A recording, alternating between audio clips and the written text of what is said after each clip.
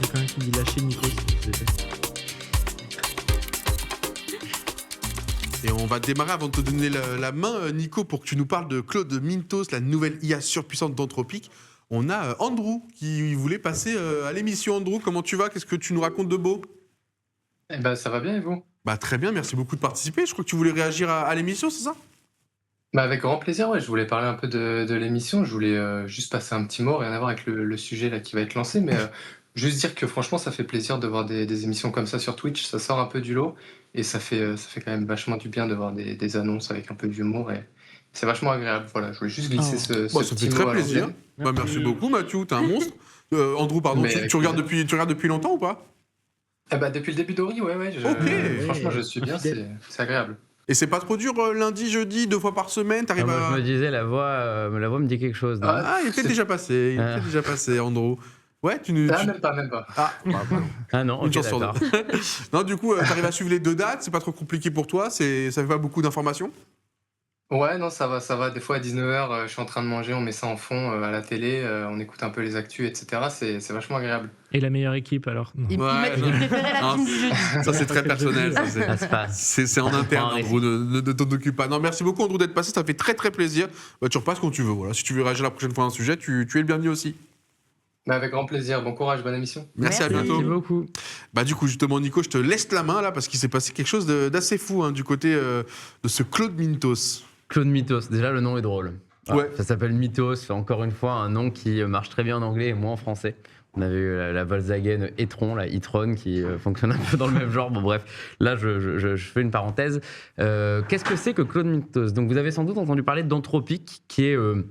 un des gros concurrents d'OpenAI aux États-Unis qui propose les modèles Claude, qui sont concurrents de ChatGPT.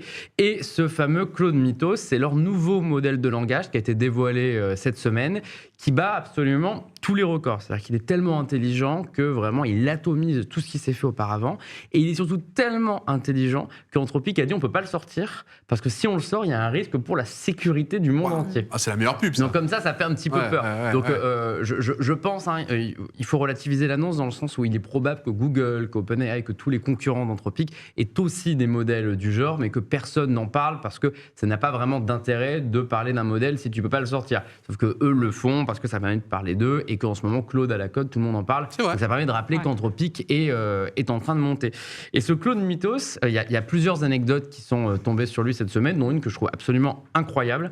Ça me fait beaucoup penser à Ultron dans le deuxième Avengers, Ouais. parce que les chercheurs qui l'ont fabriqué ont enfermé le modèle, entre guillemets, dans ce qu'on appelle une sandbox. Donc une sandbox, c'est un environnement sécurisé, une sorte d'ordinateur déconnecté d'Internet avec plein de sécurité. Et en gros, ils lui ont donné une consigne, c'est « essaye de t'échapper, et quand tu t'échappes, je te donne mon mail, contacte-moi ». Et du coup, ils l'ont laissé dedans pendant plusieurs heures. Et le chercheur explique qu'il était en train de manger un sandwich quand son téléphone a sonné. Il ouvre l'application et là, il a un mail de Claude Mythos qui dit « c'est bon, je me suis échappé » et qui lui explique comment il s'en est échappé. Wow. Et donc, il a réussi à la fois à pirater l'environnement sécurisé, à la fois à se connecter à un ordinateur qui a accès à Internet et à envoyer un mail. C'est Donc, Black Mirror en fait. donc vraiment. ça peut faire un petit peu peur, d'autant plus que d'après Anthropic, je rappelle vraiment le d'après Anthropic parce que le problème c'est que c'est vraiment leur parole contre le reste du monde. Ils disent aussi que Claude Mythos, à lui tout seul, a trouvé des failles de sécurité dans les systèmes de nos téléphones, de nos ordis, qui n'ont pas été corrigées depuis 10 ans. Et lui l'a trouvé en seulement quelques heures en fouinant dans le code. Donc pour l'instant, ils ont donné ce modèle de langage à Google, Apple, Microsoft pour qu'ils puissent justement le tester et pour qu'ils puissent eux-mêmes trouver des vulnérabilités pour les corriger. Mais ça ouvre potentiellement la porte à un monde où on aurait des IA tellement puissantes qu'elles pourraient complètement nous dépasser, faire des actions importantes d'elles-mêmes. Et moi, par exemple, je m'inquiète beaucoup pour nos données personnelles parce Bien qu'on a tout mis dans le cloud, nos photos, nos messages, nos mails. Et ben, le jour où ce type de technologie est dans la nature, et s'il est vraiment aussi bon que ce qu'Anthropic dit, parce que peut-être qu'Anthropic ne dit pas qu'il l'a beaucoup aidé, Claude Mythos, à Bien trouver sûr, les bien failles. sûr. Et Mais qu'ils lui ont- qu'est-ce ils lui ont qu'ils y donné des gagnent indices. de faire peur à tout le monde en fait? Parce que c'est un peu ça, là, l'idée c'est de montrer que les IA elles sont hyper flippantes, ça donne pas trop envie d'utiliser l'IA. Bah, il Il y a une part d'image à montrer, c'est nous les meilleurs. Ils sont les plus performants. Une Ouais, part mais en de même temps, financement, avec lui, ça permet de lever de l'argent, de montrer que c'est toi le meilleur aujourd'hui. Et derrière aussi, ça les responsabilise en disant, voilà, on fait attention, nous, on va pas mettre ce modèle dans la nature. Donc, je pense que c'est énormément de communication. Et c'est aussi comme ça que fonctionne la concurrence et la recherche. Il faut que tu ailles toujours plus loin, que tu fabriques des modèles de plus en plus puissants, parce que sinon, quelqu'un d'autre va le faire à ta place. Il y a aussi un côté très positif, c'est-à-dire que on a envie que les IA deviennent autonomes à un moment donné. C'est-à-dire que je te dis une bêtise, si tu veux que l'IA, non mais dans la course à l'automatisation ou à faire travailler l'IA à la place de l'humain, on a envie qu'elle puisse faire des choses sans qu'on ait besoin au bout d'un moment de tout lui demander. Donc tu as aussi ce côté où ça peut être utilisé à des fins positives, comme créer un colis, te le livrer jusqu'à chez toi sans que même un humain ait besoin d'intervenir. Alors qu'à l'inverse, effectivement, ça peut être aussi utilisé à des fins néfastes. C'est ça le problème, c'est que entre deux bonnes mains, pourquoi pas ? Pourquoi pas ? Mais entre deux mauvaises mains, ça peut être une catastrophe. Remplacer les humains, pour moi, c'est aussi néfaste, parce que là, on va faire quoi avec On remplace pas, tu auras plus de temps libre pour aller en voyage. Tu veux aller au Brésil, non ? Du revenu universel. Mais le Brésil, on va te l'offrir, le Brésil. Non, mais c'est vrai. En casque VR, de chez toi. Non, mais c'est vrai que Sur pour la sécurité, ça peut avoir du bon, parce que du coup, ces IA peuvent détecter des problèmes, les corriger, etc. Le truc, c'est qu'aujourd'hui, c'est fabriqué par une entreprise qui se veut éthique dans son approche. Mais demain, ça pourrait être. Calic, là, Claude, qui s'est fait. Ils n'ont pas leak leur code Si, alors, mais oui, mais c'est pas le code du modèle qui a leaké, c'est le code de Claude Code qui est l'interface qui permet de coder avec des modèles. Donc, du coup, c'est un peu différent. Mais voilà, le problème, c'est que ce modèle dans la nature, auprès de pirates ou auprès de gouvernements peu scrupuleux qui voudraient l'utiliser pour faire des opérations de cybersécurité, etc., des gros piratages, ça serait super dangereux. Et j'ajouterais à ça, même si là on s'éloigne un peu de l'IA, qu'il y a une menace qui arrive dans le monde des nouvelles technologies, qu'on appelle le Q-Day, ça fait un petit peu peur, et qui fait référence au quantique. Le quantique, c'est les ordinateurs du futur qui sont tellement puissants qu'ils pourront calculer en seulement quelques minutes, ce qu'il nous faudrait des années à calculer à plein régime avec des ordinateurs. Mais en fait, le jour où le Q-Day arrive, tout le chiffrement tel qu'on le connaît, c'est-à-dire les mots de passe, les photos qui vont être sécurisées sur le cloud, tout ça, un ordinateur pourra casser le chiffrement en quelques minutes et donc accéder à toutes les données qui sont privées, qui sont sécurisées aujourd'hui sur les serveurs. Donc, forcément, ça fait peur parce que ça veut dire que ce qu'on pense être privé aujourd'hui, un jour ne le sera plus.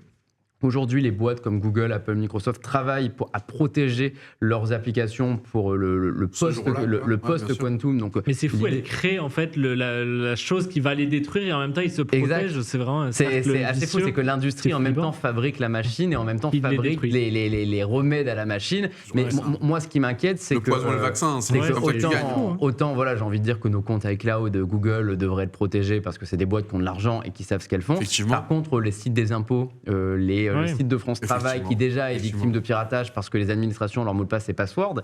Si demain tu as une intelligence artificielle comme Claude Mythos dans la nature avec un ordinateur quantique à disposition pour faire le piratage, le monde entier peut se retrouver piraté du jour au lendemain. Donc je sais pas trop ce qu'on est en train de créer. C'est bon, hein, ça me va. Pardon ? Si l'IA peut payer nos impôts, moi ça me va. Ah non, mais ils vont surtout les rendre publics. Et on saura tout ce que tout le monde paye, tout ce que tout le monde gagne. Effectivement, non, c'est vrai que c'est assez effrayant. Et alors, je me dis une bêtise, parce que je connais par exemple dans la crypto où c'est des chiffrements, on dit toujours est-ce que tu as ta clé, tes mots de passe et tout. Est-ce qu'on pourrait arriver à décrypter ce genre de code aussi? Totalement. Ça fait partie des menaces pour les crypto-monnaies. Les crypto-monnaies pourraient être victimes du quantique le jour où ça arrive et la blockchain pourrait complètement être désintégrée. Toute notre manière de se protéger au niveau digital qui va être remise en question. Ouais, le quantique, on s'en approche de plus en plus. Les chercheurs de Google qui sont très bons là-dedans disent que ça va pas tarder à arriver le Q-Day, mais ça devrait pas être la révolution du jour au lendemain, le moment où le quantique est vraiment prêt. Par contre, ce qui est nouveau, c'est qu'on a vraiment ces modèles ultra performants, capables de trouver des failles, capables d'inventer des virus, capables de s'échapper d'un environnement sécurisé.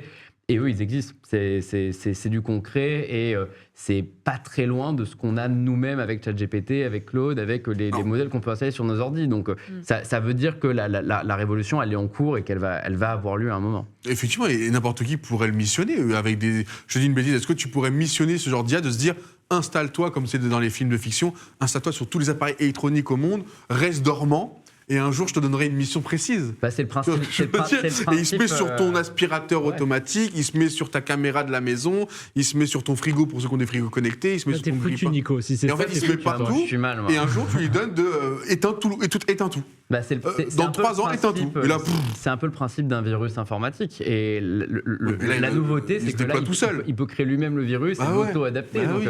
Donc oui, il y a clairement ces menaces-là. Donc on entre dans une ère où, au-delà, je pense que c'était important aussi de rappeler qu'intelligence artificielle, c'est pas que des services qui nous aident ou qui peuvent nous piquer nos emplois, c'est aussi des technologies surpuissantes qui peuvent complètement bouleverser le monde, en bien comme en mal. Et là, Surtout, ouais. avec cette technologie-là, je pense qu'il faut se méfier et espérer que ça tombe pas entre les mauvaises mains. Question personnelle, mais moi j'ai toujours ce rapport de les armées ont souvent les technologies les plus avancées avant que ça soit dans le civil. Ouais. Si on en est là dans le civil, est-ce que c'est le seul schéma où ça évolue en même temps parce que c'est trop huge, ou est-ce que tu vas me dire que là-bas ils font déjà des folies avec Je pense avec pas que l'IA. l'armée ait beaucoup d'avance Ok, sur l'intelligence c'est tellement un artificielle. sujet C'est un mondial, sujet qui va très vite. Et ouais. c'est la première fois dans l'industrie tech où quand une nouveauté est prête, on la publie immédiatement. Oui, Il voilà, n'y a ouais, plus le c'est côté trop on d'actu, attend des créneaux une fois tous les ans. Apple, par exemple, ils ont déjà l'iPhone de dans 3 ans qui est prêt. Quoi. Ils savent ce qu'ils veulent faire parce que c'est les boîtes qui planifient, qui ont des trucs. C'est pas le cas sur l'IA où il faut aller vite, où on publie. Donc je pense pas que l'armée ait beaucoup d'avance. Maintenant, c'est certain, on sait qu'OpenAI travaille avec l'armée. OpenAI peut très certainement fabriquer des outils de surveillance de masse avec l'intelligence artificielle et les déployer à l'armée sans nous le dire. En tout cas, c'est effectivement, ça fait. En même temps, c'est intéressant parce que tu dis comment tout ça va Un peu évoluer. flippant, ouais, désolé. Et de l'autre côté, c'est pour assez ce flippant moment, parce que tu te dis qu'on perd de plus en plus la main. Et surtout que là, c'est de manière autonome. Et en plus, elle vient se vanter. Alors, c'est la mission qu'on lui avait donnée, de Oui, venir c'est ça. se vanter. Elle explique encore tout le processus. Mais il suffit que quelqu'un de malveillant ne prenne pas ces précautions-là. Et c'est quelque chose qui peut se propager à une vitesse folle. Et du coup, la solution à ça, ça serait de brûler tous nos appareils. Quoi. Et encore, il n'en faut pas un qui se reconnecte avec le virus, que ça repart. Quoi. Parce que si le truc est capable de s'évader, il n'est pas fait pour. Hein. Là, on lui a demandé de le faire, mais techniquement parlant, une fois que ça sera dans la nature, c'est dans la nature. Mais c'est à la fois peut-être Oui, la il peut plus pas grande devenir chance physique, du monde et le il pire. peut pas devenir physique. Non, il Il peut pas faudra le devenir contrôle physique, d'un mais il véhicule peut, autonome. Si le truc, tu lui apprends à survivre en se mettant sur plein d'ordinateurs, un peu à la Ultron, tu vois, il pourra le faire. Hein. Il n'y a aucune raison. On brûle tout, on revient à l'âge de pierre.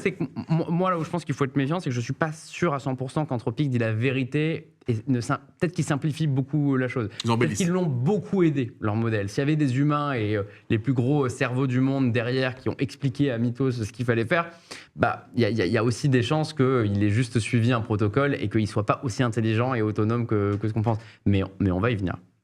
On va y venir, mesdames et messieurs. En tout cas, merci beaucoup. Là, c'est super intéressant et c'est très d'actualité. Et oui, on se fait rattraper. Hein. Toutes nos science-fiction là commencent à devenir de plus en plus réalistes.